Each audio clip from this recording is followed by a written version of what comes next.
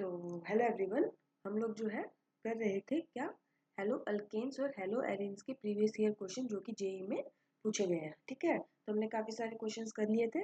अब हम आगे के क्वेश्चन जो है वो कंटिन्यू करते हैं।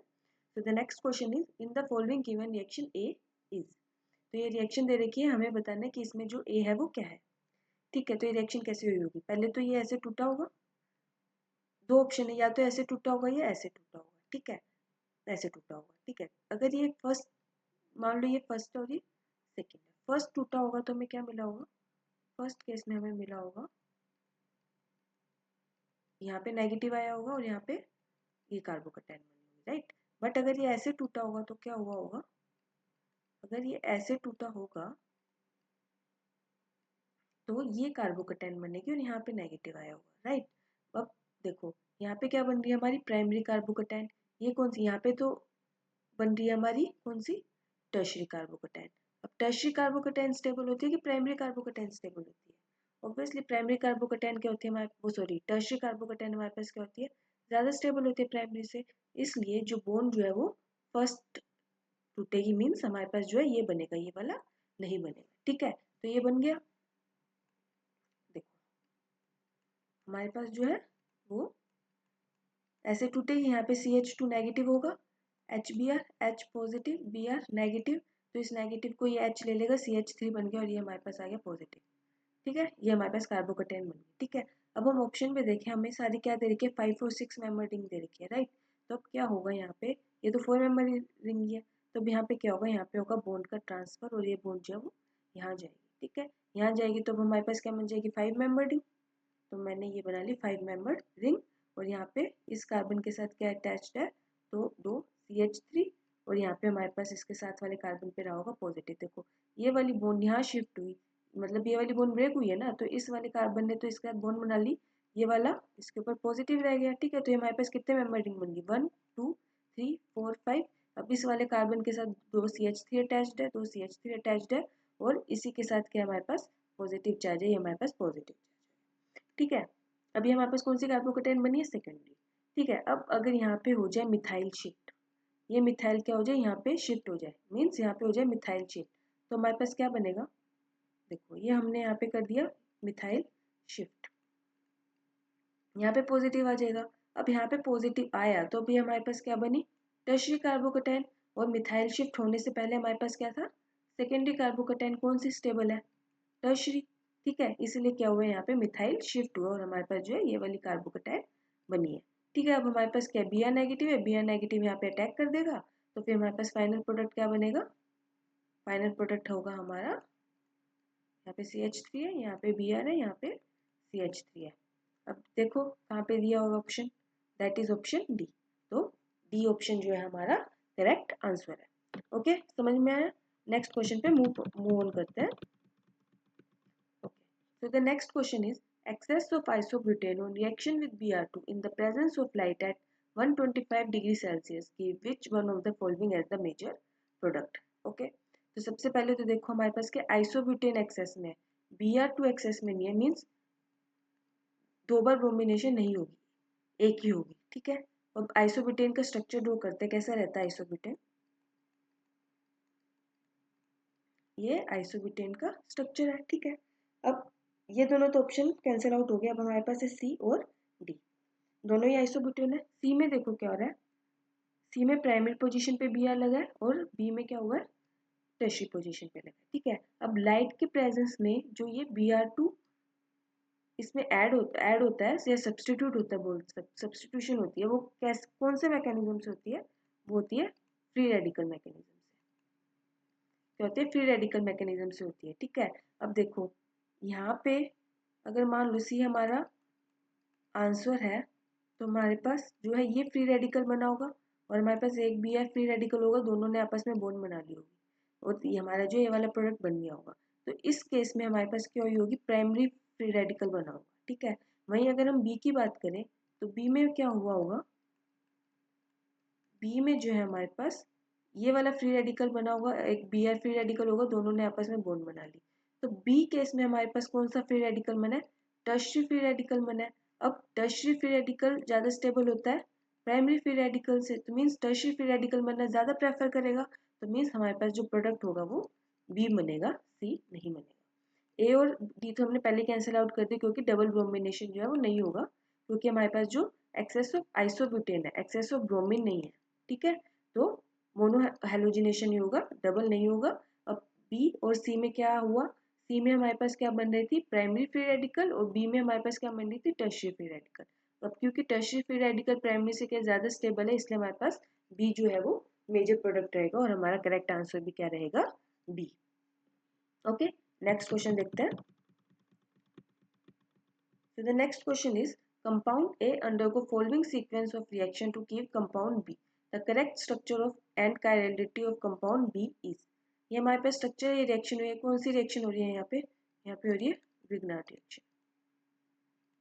क्या होएगा, ये मैग्नीशियम जो होता है वो कार्बन और हेलोजन की बॉन्ड में इंट्रोड्यूस हो जाता है, करते हैं, ये हमारा इंट्रोड्यूस हो गया, ठीक है। अब मैग्नीशियम क्या रहता है स्लाइटली पॉजिटिव, और कार्बन पे रहता है स्लाइटली नेगेटिव। नेक्स्ट स्टेप में हमने क्या लिया, D2 कैसे टूटा होगा,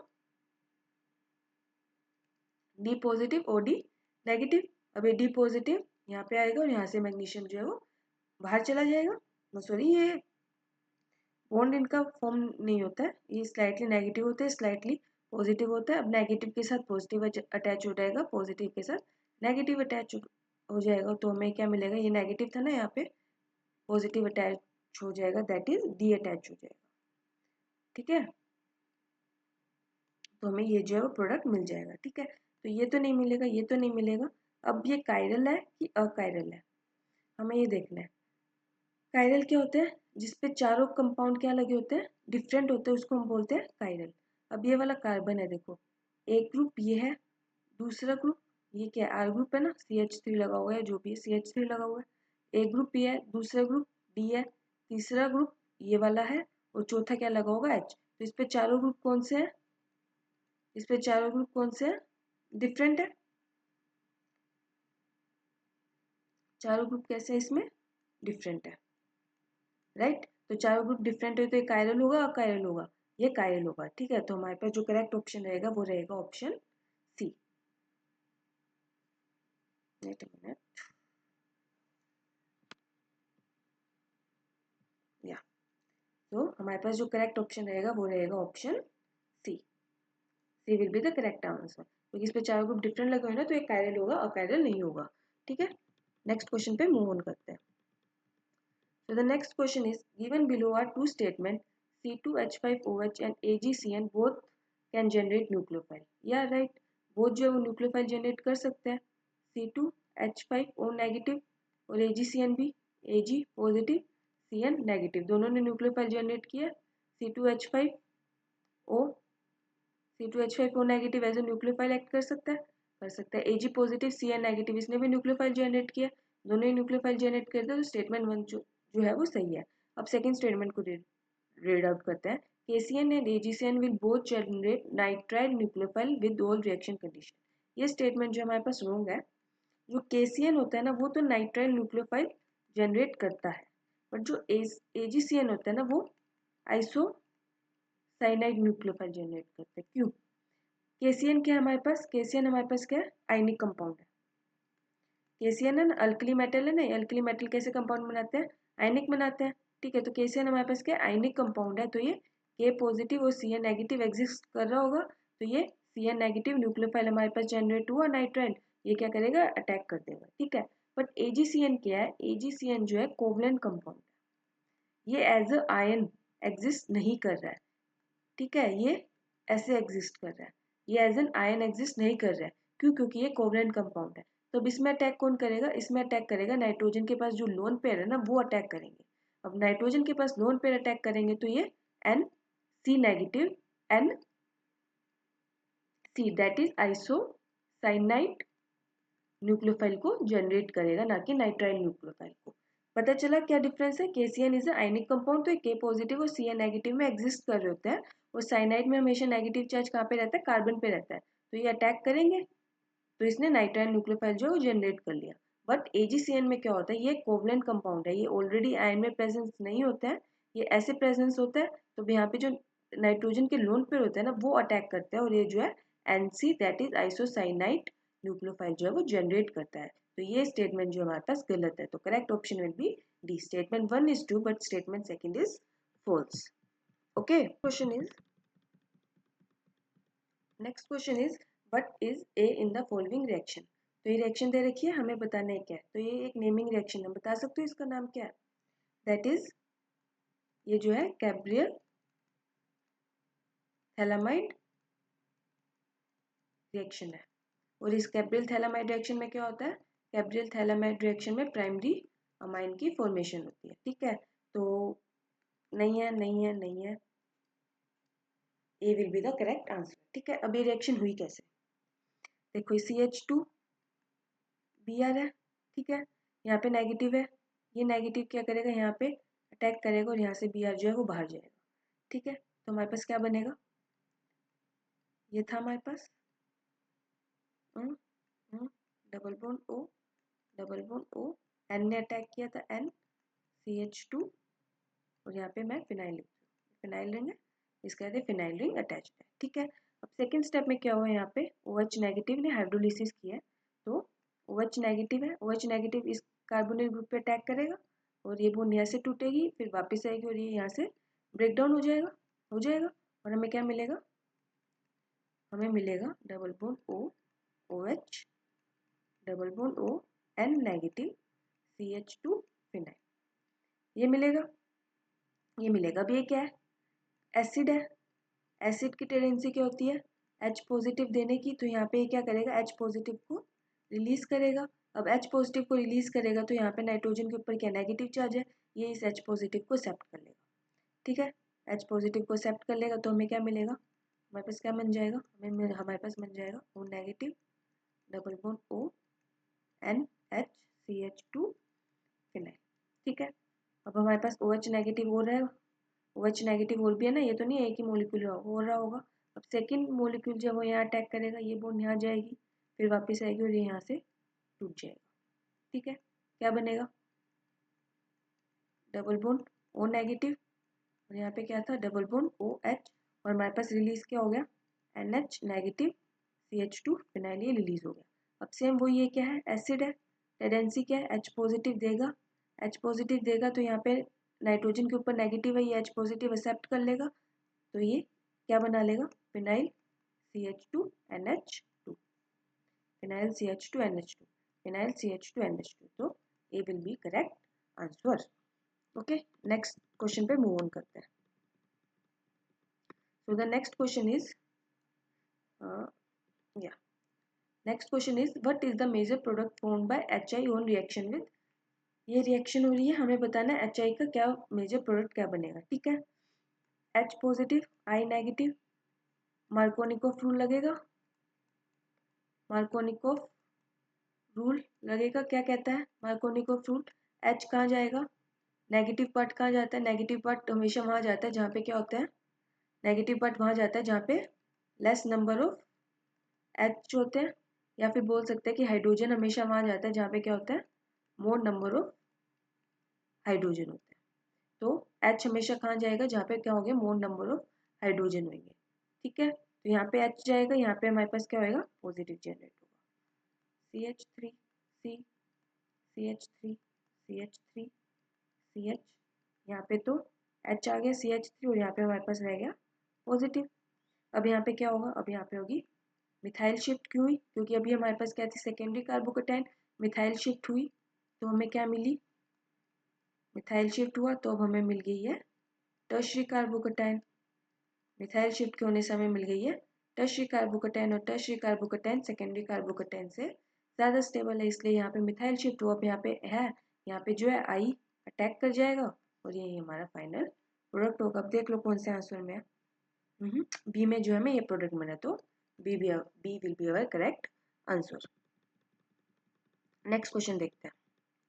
ओके, ये which one of the following is likely to give precipitate with AgNO3 solution। तो AgNO3 solution में क्या होता है, Ag पॉजिटिव NO3 नेगेटिव होता है, तो ये क्या करता है, कंपाउंड में से हेलोजन ले लेता है और AgCl का क्या बना लेगा, प्रेसिपिटेट बना लेगा, और इसके अंदर क्या होती है, कार्बोकेटाइन की फॉर्मेशन होगी, कार्बोकेटाइन की फॉर्मेशन होगी। जैसे मैं फर्स्ट देखूं, ये है क्या होगा, Ag पॉजिटिव होता है, NO3 नेगेटिव होता है। ये क्या करेगा, AgCl की आपस में एफिनिटी क्या होती है, ज़्यादा होती है।